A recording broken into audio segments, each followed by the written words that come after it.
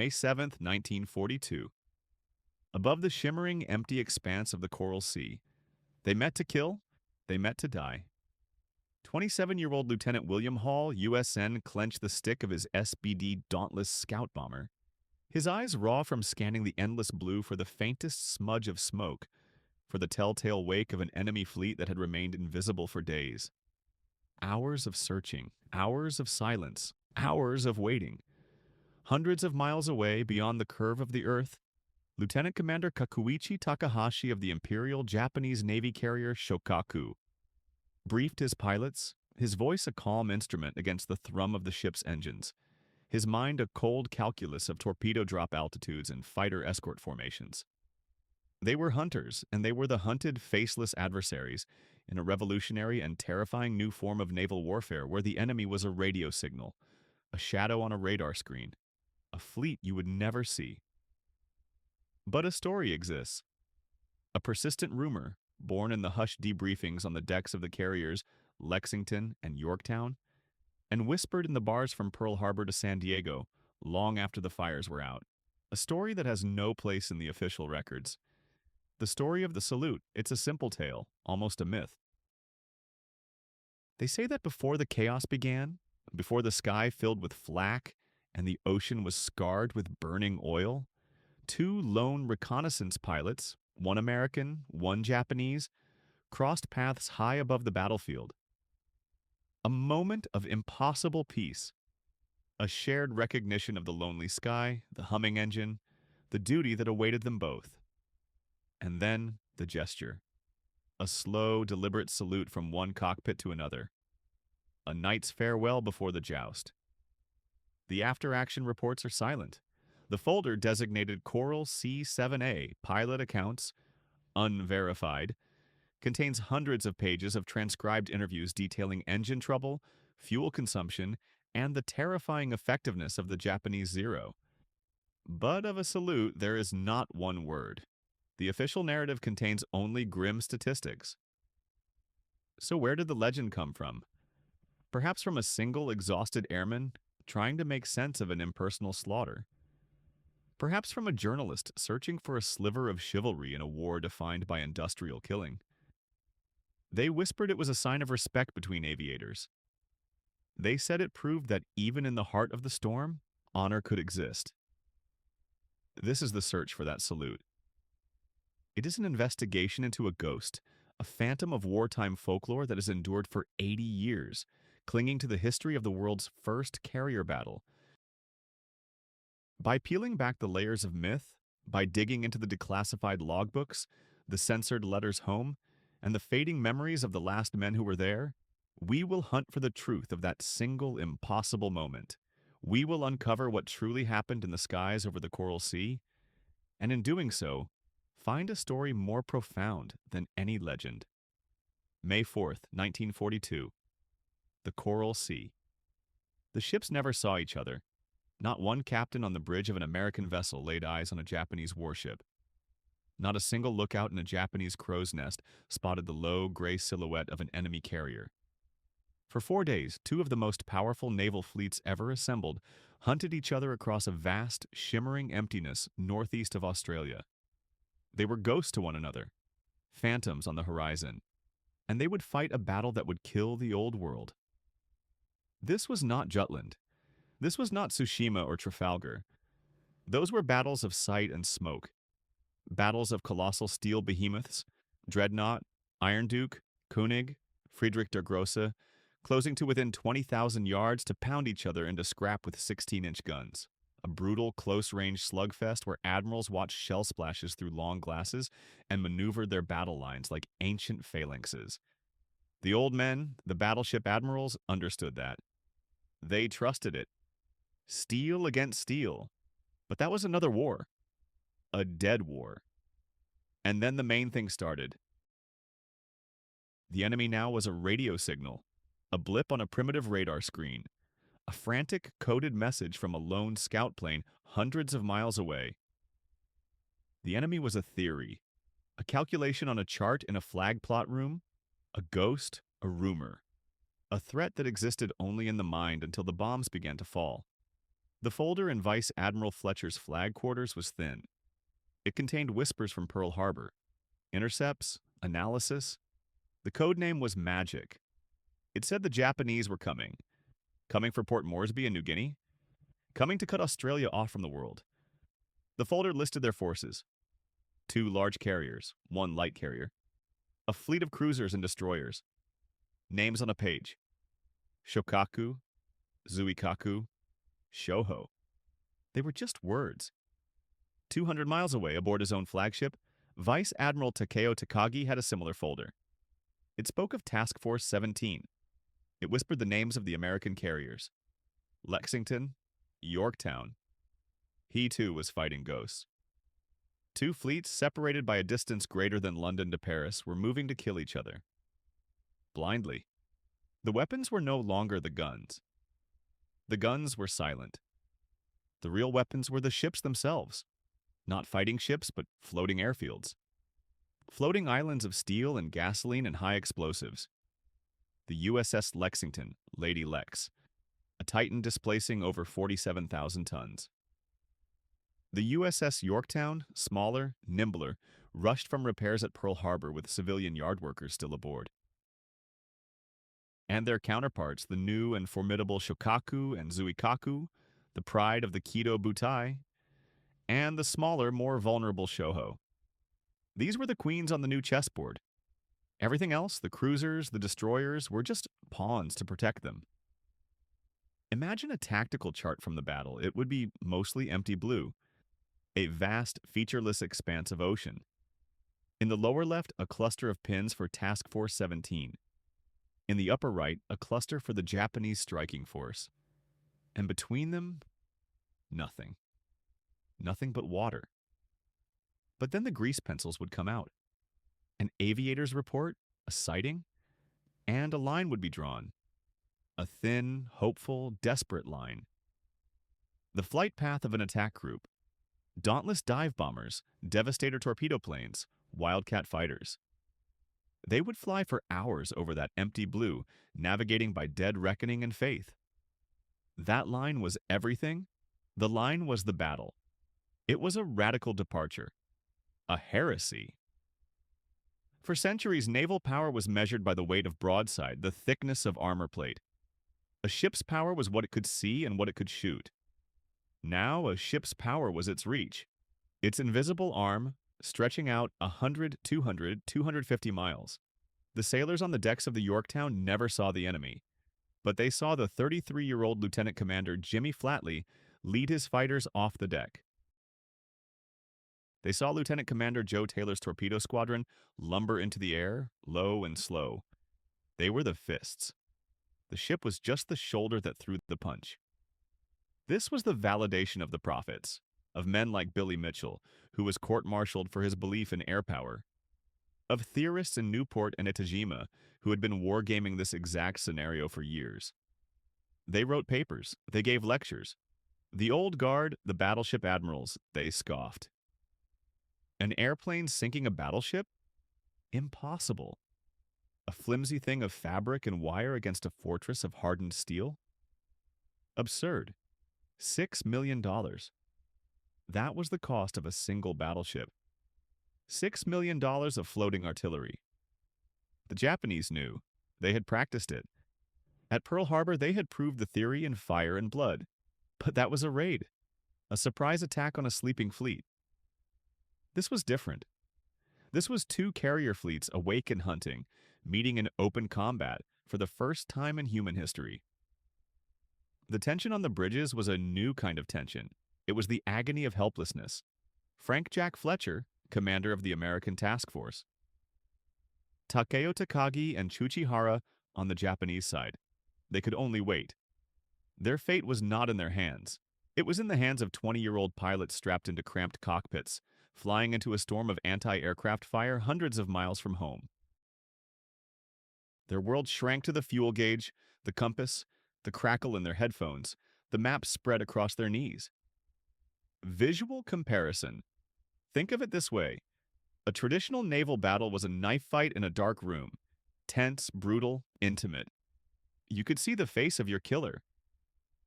The Coral Sea. The Coral Sea was a sniper duel fought from rooftops across a sprawling, empty city, each side knowing the other was out there somewhere but seeing nothing. Only the glint of a scope, or the puff of smoke, or in this case, the drone of approaching engines. The first strikes were blind stabs. On May 7th, American planes found what they thought was the main Japanese carrier force. They attacked with fury, dive bombers plunging, torpedo planes skimming the waves. They sank the carrier Shoho. A victory. A huge victory. But it was the wrong carrier. It was the decoy, the bait. Miles away, the real threats, Shokaku and Zuikaku, were untouched. And now they knew exactly where the Americans were. The reports came back. The debriefs were frantic. Pilots exhausted, voices hoarse, describing the target, the ship's profile, the number of planes. The analysts in the intelligence centers aboard Lexington and Yorktown worked feverishly. Schneider, Miller, Thompson, Akagi, Yamamoto, Watanabe. The names didn't matter. They were all just men, trying to solve a puzzle of life and death with scraps of information. Trying to see the ghost. And then the ghost struck back. The Japanese search planes found them. Not the carriers. They found the oiler Neosho and its escort, the destroyer Sims. A secondary target? A mistake. But the Japanese pilots, believing they had found a carrier and a cruiser, attacked with the same desperate, lethal intensity. The Sims, a small destroyer, fought like a cornered wolf before being broken in half by 3 bombs. The Neosho was left a burning, drifting wreck. It was a battle of errors, a battle of mistaken identity fought by proxies. The fleets themselves remained untouched, virginal, waiting for the real fight, for the next day. May 8th. The old world of naval combat was dead. It just didn't know it yet. The admirals on their flag bridges, surrounded by their maps and their traditions, were becoming relics. They were fighting with pins, with grease pencils, with theory. But on the morning of May 8th, the theory was about to become blood. The scouts went out again, from both sides, into the dawn. And this time they would find each other, the real fleets, the real targets. The invisible war was about to become horribly, violently visible. April 17th, 1942. Station Hypo, Pearl Harbor. The room had no windows. They called it the dungeon. It smelled of stale coffee, cigarette smoke, and nervous sweat. It was the place where whispers became warnings, where secrets died. Japan was winning, everywhere. The Philippines had fallen. Singapore, the jewel of the British Empire, was gone. The Dutch East Indies swallowed whole. Now they looked south. South to the last continent. Australia. A giant, empty landmass, a stepping stone for the Americans. It had to be isolated, it had to be cut off. The plan was designated Operation MO, a quiet, unassuming name for a thunderous ambition. The objective was Port Moresby, a dusty port on the southern coast of New Guinea. The key to the Coral Sea, the back door to Australia. Who controlled Moresby, controlled the supply lines. Control the lines, and Australia withers. It dies on the vine. Simple, brutal. The Tokyo planners were confident. They were always confident. Vice Admiral Shigeyoshi Inoue, commander of the 4th Fleet, would lead. He had everything. An invasion force for Moresby, a covering force for the amphibious landing, and the mailed fist, Carrier Division 5, the twin jewels of the Kido Butai, the heavy carriers Shokaku and Zuikaku, fresh from their triumph at Pearl Harbor. They also had the light carrier Shoho, a formidable force, unstoppable. The Americans, they whispered, were broken. Their fleet was at the bottom of the harbor. What could they possibly do? But in the dungeon, they listened. They listened to the airwaves, to the endless chatter of katakana. The code was JN-25, the Imperial Japanese Navy's operational cipher. It was supposed to be unbreakable. The codebooks were changed regularly, but men make mistakes. A lazy operator here. A repeated pattern there. Commander Joseph Rochefort and his team of cryptanalysts caught them. They were ghosts, these men. Pale from lack of sun, wired on caffeine, living inside the enemy's mind. They found a signal, a whisper about an objective designated MO. Then another. And another. Supply requisitions for amphibious troops. Air group assignments. Naval charts of the Coral Sea. It was a puzzle, 1,000 broken pieces of a mirror. Rochefort knew. Others in Washington debated. Was MO Midway or Moresby? The evidence was thin, circumstantial. But Rochefort, a brilliant, eccentric maverick who wore a smoking jacket over his uniform, felt it. He smelled the tropics. He saw the invasion barges. He told Admiral Chester Nimitz. He told him with absolute certainty. The target is Port Moresby. The attack is coming, soon. Nimitz had almost nothing. After Pearl Harbor, the U.S. Pacific Fleet was a ghost of its former self. He had 4 carriers, 4, to cover the entire Pacific Ocean. An ocean of 70 million square miles. It was a gambler's throw, a desperate, calculated risk. He dispatched Task Force 17. At its heart, 2 carriers. The USS Lexington, CV-2, the grand old Lady Lex, a converted battlecruiser, elegant and huge. And the USS Yorktown, CV-5, smaller, tougher, still bearing the scars from a Japanese bomb in the Marshall Islands. They were commanded by Rear Admiral Frank Jack Fletcher, a careful, methodical man, not a gambler. But he was sailing into the biggest gamble of the war. He was ordered to the Coral Sea. To intercept a fleet he could not see, armed with knowledge from a windowless room half a world away. The fleets never saw each other, not with their own eyes. The Japanese struck first.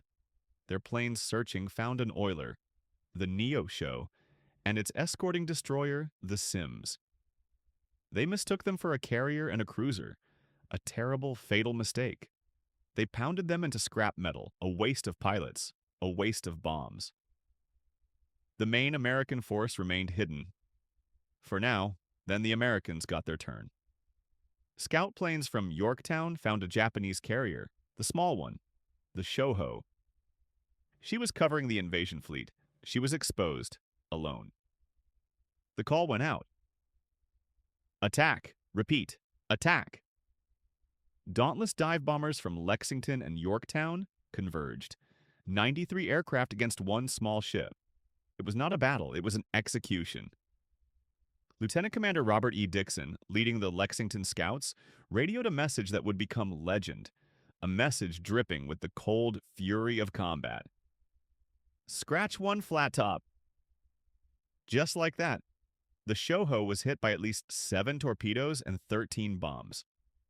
She sank in 4 minutes, a ship of nearly 900 men. Gone. The invasion of Port Moresby was stopped, dead in the water. Inoue, hearing of Shoho's demise, ordered the transport ships to turn back. The primary objective was already lost for Japan. But the main event was just beginning. The next day, May 8th, the giants found each other. Shikaku and Zuikaku versus Lexington and Yorktown. The skies filled with planes, Japanese Kates and Vals against American Dauntlesses and Wildcats. They passed each other in the air, 2 swarms of angry hornets, each headed for the enemy's nest. The Japanese pilots found the American carriers first. The Yorktown twisted and turned, dodging torpedoes with breathtaking skill, but a single 800-pound bomb struck her flight deck, penetrating deep into the ship. It killed or wounded 66 men. A serious wound, but not fatal. The Lexington was not so lucky. She was too big, too slow to turn. The Kates came in low, skipping their torpedoes across the waves. 2 slammed into her port side. At the same time, Val screamed down from above. 2 bombs hit. 1 on the flight deck, 1 on the funnel. Fires broke out. She began to list. But she was the Lady Lex. She was tough. Damage control parties worked miracles. They corrected the list. They put out the fires. The ship came back to an even keel. She began landing her own aircraft. It looked like she would survive. A victory. It was a lie. Gasoline vapors from her ruptured fuel tanks were seeping through the ship. At 12:47, a stray spark from a generator ignited the fumes. A massive internal explosion ripped through her hangar deck. Then another. The fires returned, now uncontrollable, raging with a white-hot fury. The order was given. Abandon ship. Admiral Aubrey Fitch watched from a nearby cruiser as his flagship burned, her hull glowing cherry red. Finally, the destroyer USS Phelps was ordered to finish her. 5 torpedoes. The Lady Lex went down, the first American aircraft carrier ever lost in battle. The Japanese had won the tactical fight. They sank a fleet carrier, a destroyer, and an oiler. They had only lost a light carrier, but their strategic goal was in ruins. The invasion force was recalled. Australia remained connected to America, and the cost was higher than they knew. The Shikaku had been badly damaged by bombs from Yorktown's planes, her flight deck a twisted ruin. She would be out of action for months. The Zukaku, though untouched, had lost most of her experienced air crews. Her planes were gone, her pilots were dead. 2 of Japan's best carriers, Shokaku and Zuikaku, would not be available for the next great operation. An operation already being planned. An operation the men in the dungeon were already hearing whispers about. A new codename, a new target. A tiny atoll in the middle of the Pacific. A place called Midway. The Coral Sea was over. The real battle was about to begin. June 11th, 1968. Princeton, New Jersey. The room smelled of old paper and floor wax, of time trapped in manila folders. It was a place for ghosts, a place where the dead spoke but only in whispers on thin, yellowing sheets of carbon copy. The file was labeled Coral Sea, AARs and personal accounts. AAR, After Action Report. The driest, most brutal form of storytelling ever invented by man. It is the perfect image, the defining moment, the salute. A Japanese pilot, his Mitsubishi A6M0 gracefully peeling away. An American, Lieutenant Hall or Lieutenant Commander Thatch, or some other hero forged in the moment, in his F4F Wildcat. Their eyes meet across the impossible gulf of canopy and sky. A hand raises. A crisp, clean motion. A salute from one knight of the air to another. A warrior's respect before the dance of death. It is a lie, a clean, beautiful, and total lie. We searched for it, for months. We looked for the salute in the official records, in the archives, in the cold, bureaucratic language of naval reports typed up by yeomen who had never seen a Zek fall from the sky in a plume of fire. The folder was thick, hundreds of pages. Reports from Lieutenant Commander Robert E. Dixon, from Lieutenant John J. Powers, from Ensign John A. Lepla. Reports from pilots on the Lexington. Reports from pilots on the Yorktown. They wrote of cloud cover, of wind speed, of anti-aircraft fire. They wrote of faulty torpedoes and jammed guns. They wrote of empty fuel gauges and the terrifying, endless blue of the Pacific. They never wrote of a salute, not once. Think of the cockpit, not the movie version, the real one. A cramped, vibrating coffin of aluminum and plexiglass. 24-year-old Ensign William E. Skeet Savage, USNR, is strapped in so tight he can barely move. The air is thick with the smell of gasoline, hydraulic fluid, and his own nervous sweat. His head is on a constant swivel, a swivel born of pure terror, because death comes from behind. Death comes from the sun. Death is a glint of light that becomes a stream of 20mm cannon shells in the space of a heartbeat. His world is a checklist of survival: oil pressure, fuel, altitude, airspeed, ammunition count. His ears are filled with the roar of the Pratt & Whitney R1830 twin Wasp engine and the crackle of static in his headset. A cacophony, a storm of noise and vibration. There is no silence for a noble gesture. There is no quiet moment for a salute. The battle was chaos. Utter, unmitigated chaos. Remember the ships? They never saw each other. The pilots were just as blind. They flew on bad intelligence, on guesswork, on hope. They were looking for a Japanese carrier, a phantom on the horizon. They were not looking for an honorable duel. They were looking for a target, a big, flat, flammable target to drop a 1,000-pound bomb on. Someone said they saw it. After the war, a newspaper article in 1947, a magazine story in 1952. The myth grew from there. It was a good story, a necessary story. It painted a veneer of chivalry over the industrial slaughter of young men. It made the sky a jousting field, not an abattoir.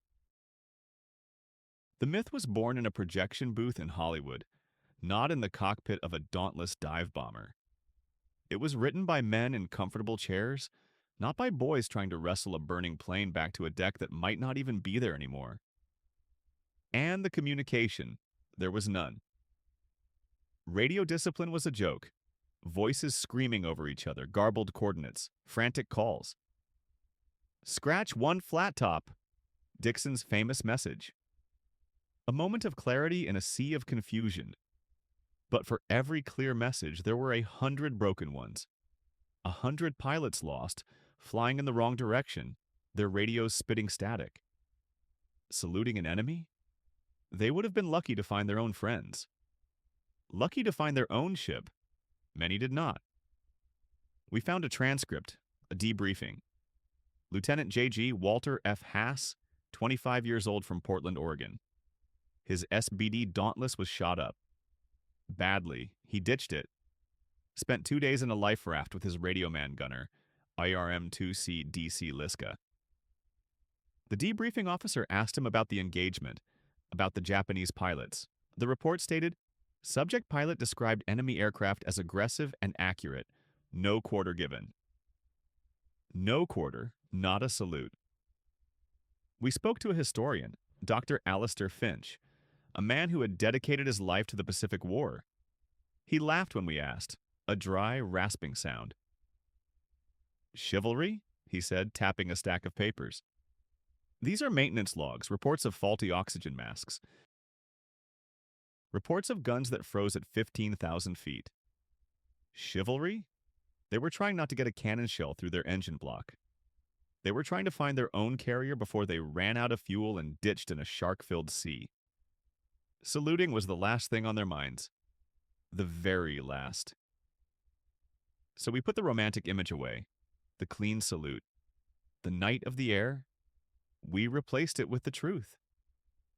The truth was a young man vomiting into his oxygen mask from fear and G-forces. The truth was the smell of burning oil filling the cockpit. The truth was the sight of a fellow pilot's plane disintegrating into 1,000 pieces of metal right next to you.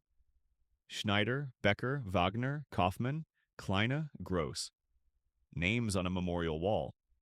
They didn't receive a salute, they received a burst of 7.7mm machine gun fire.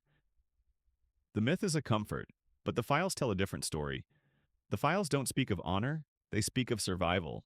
They speak of rage and fear and a desperate primal need to kill the other man before he kills you.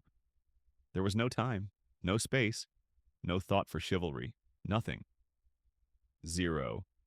A void in the historical record, a story made up later, but then we found it. A footnote in an unpublished memoir. A single sentence in a letter home that passed the censors by mistake. It wasn't about the Coral Sea, it was about Midway. A different battle, a different sky, but the same men, the same planes, the same lie? Or was it? The letter didn't talk about a salute. It talked about something else, something stranger. And in one debriefing transcript, buried so deep in a file marked psychological evaluation, restricted, that it felt radioactive to the touch. A pilot, just one, his name redacted, described banking away from a burning Zero. He didn't mention a salute. He mentioned the Japanese pilot's face, visible for a fraction of a second. Clear as day. He said the man wasn't saluting, he was smiling. And that's when the real investigation began. June 11th, 1968, Princeton, New Jersey. The room smelled of old paper and floor wax, of time trapped in manila folders. It was a place for ghosts, a place where the dead spoke, but only in whispers of ink on yellowed government stationery. The official histories were on the shelves, thick bound volumes with gold lettering. They told a story, a clean story. But the real stories were in the boxes, the ones marked declassified, the ones nobody read. A single folder lay open on the oak table.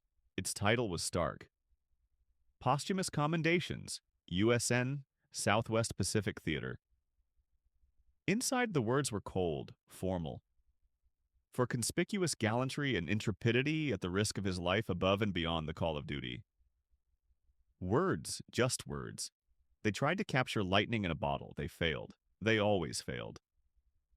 The first page was for Lieutenant John James Powers, called JoJo by his friends. He was 29, from New York City. A photograph was clipped to the report.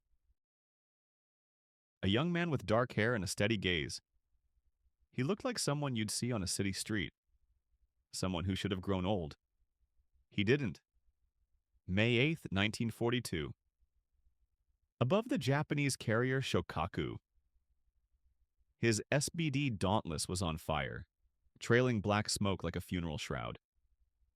The sky was full of shrapnel, a storm of steel. The official altitude for a bomb run was 2,000 feet. Standard procedure, a safe distance. Safe was not a word in Powers' vocabulary that day. He pushed the stick forward, down, further down. The deck of the Shokaku rushed up to meet him. 1,000 feet, 800. The manual screamed in his memory. The rules screamed. His own survival instinct screamed. He ignored them all. He went lower. So low the Japanese sailors on the deck could see his face. They said he was a screaming skull, his cockpit canopy shattered, his flight suit in flames, a phantom coming for them. He released his bomb at point-blank range. An impossible shot. A suicide run. The bomb hit. A direct hit. Then his Dauntless, a comet of fire and death, disintegrated into the carrier's radio antenna array. He traded his life for a hole in a steel deck, for a fire in a hangar bay, for a piece of a ship. It seemed like a poor trade, but it wasn't. That was the official story. A story of fire and glory. The folder told another one, in the margins, in the witness statements. His plane appeared to be heavily damaged on approach. We thought he was already dead. He never wavered. The rumors in the ready rooms were different. They said he knew he was going to die, that his plane was too damaged to make it back. They said he made a choice, not to die for nothing, to make it count. That's the story they didn't put in the report, the one that mattered. 4 medals of honor came out of the Coral Sea. 4, not just Powers, there was Lieutenant Milton Ricketts on the Yorktown. A bomb tore through the flight deck. It turned the compartment below into an inferno. Ricketts was there, mortally wounded, his stomach torn open. He didn't die. Not yet. He grabbed a fire hose. He fought the blaze. He organized the other men. He kept fighting until his men were safe, until the fire was contained. Until he collapsed. He died a few hours later. He saved his ship. Saved it for another fight. There was Lieutenant William Hall, the pilot who pressed his attack against all odds, his plane shredded, his gunner wounded. He made it back, a miracle of flying, and there was machinist Oscar V. Peterson. 60 years old, below decks on the doomed oiler Neosho. When the bombs hit, the engine room became a hell of scalding steam. Peterson was burned, terribly burned, blinded. He felt his way through the darkness and the steam, closing watertight doors, one by one. He saved the men who could still be saved. He died of his burns, 60 years old. He died saving boys young enough to be his grandsons. 4 men, 4 medals, 4 stories printed in newspapers back home. Courage, sacrifice. The words were easy to say, easy to print. But the Navy wasn't just collecting stories of courage. It was collecting lessons. Cold, hard, bloody lessons. The first lesson was the carrier. The queen of the sea was a fragile queen. A glass jaw. The pride of the fleet, the USS Lexington, was gone. Sunk. Not just by Japanese torpedoes. Sunk by herself. Her own aviation fuel vapors ignited. A secondary explosion. Then another. And another. A chain reaction that tore the heart out of the ship. She was a floating bomb, waiting for a spark. They all were. The admirals in Pearl Harbor read the reports. They saw the diagrams of the fires, the lists of the dead. They learned.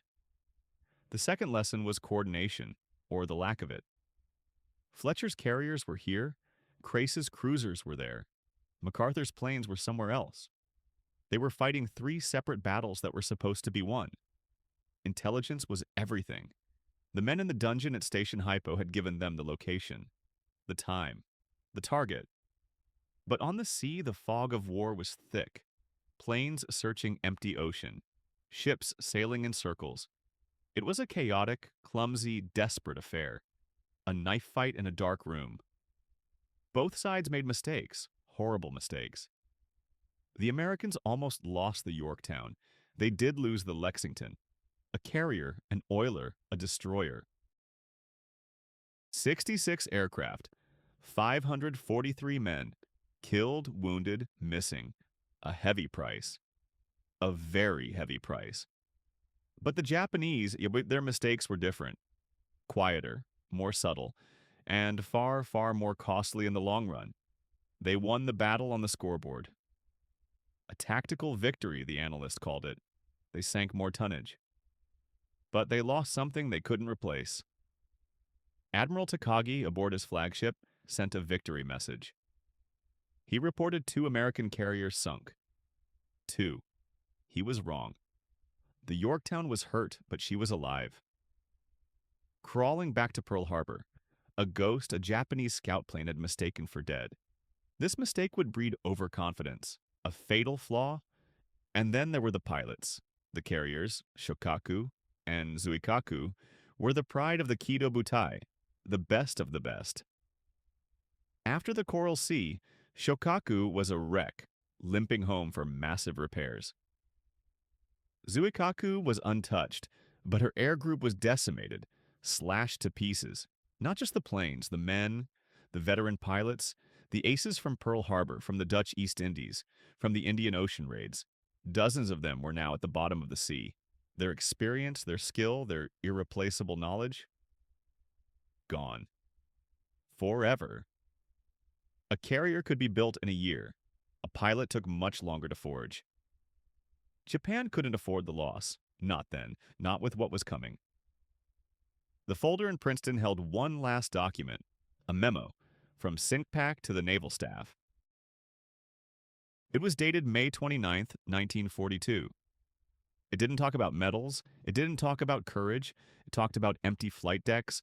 It talked about repair schedules. It stated with chilling clarity that the Combined Fleet's Carrier Division 5 would not be operational for the next engagement. 2 carriers. Shokaku, Zuikaku, gone from the order of battle. 2 empty slots in the Japanese line. That was the true lesson of the Coral Sea. It wasn't a victory. It wasn't a defeat. It was a trade. A bloody, brutal trade. A trade of steel and men.